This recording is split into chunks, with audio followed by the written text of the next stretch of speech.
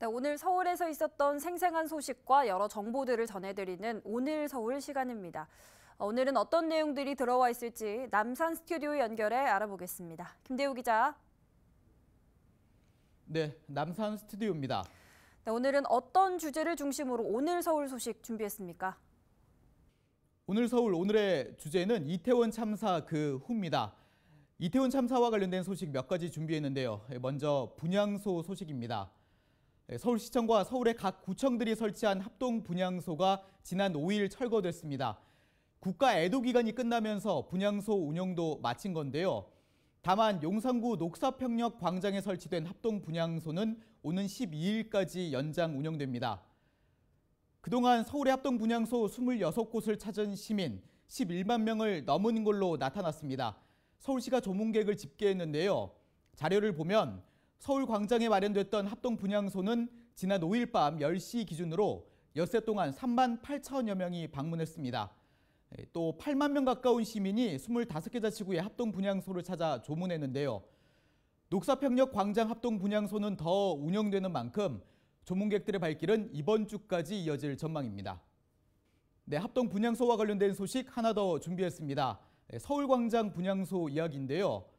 지난달 31일에 설치된 서울광장 합동 분향소, 당시 분향소에 적힌 문구는 이태원 사고 사망자 합동 분향소였습니다. 화면으로 확인할 수 있죠. 다음 날도 그랬고 그 다음 날도 마찬가지였습니다.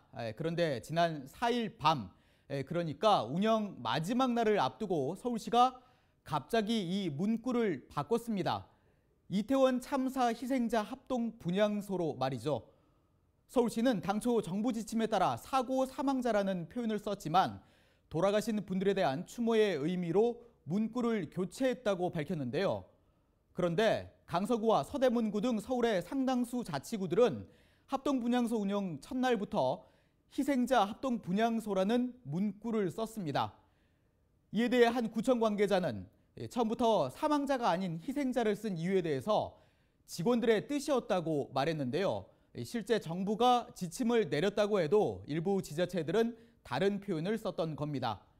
참고로 국어사전을 찾아보면 사망자는 단순히 죽은 사람을 뜻하고 또 희생자는 사고나 자연재해 등으로 애석하게 목숨을 잃은 사람을 뜻합니다.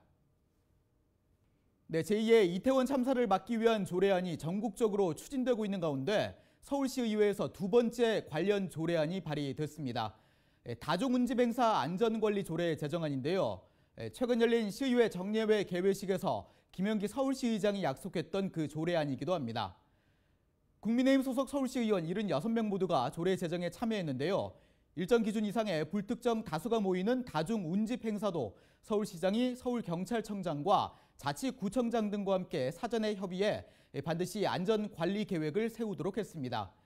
또 다중운집 행사로 인해 사고가 났을 때 서울시가 재난안전대책본부를 설치하도록 규정하고 있는데요.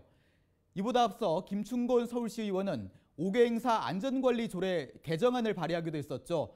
관련 소식 전해드렸었는데 이렇게 제도화하는 것 정말 중요합니다. 그러나 잘 지키는 게 그 무엇보다 중요하겠죠. 하루빨리 조례안이 처리돼 시행되고 또 잘 지켜져서 다시는 이태원 참사와 같은 비극이 반복되지 않았으면 합니다. 네, 다음 소식도 바로 알아보겠습니다. 방금 소식과도 연관이 있는 내용입니다만 광화문 광장에서 월드컵 응원이 열리지 않게 됐다고요?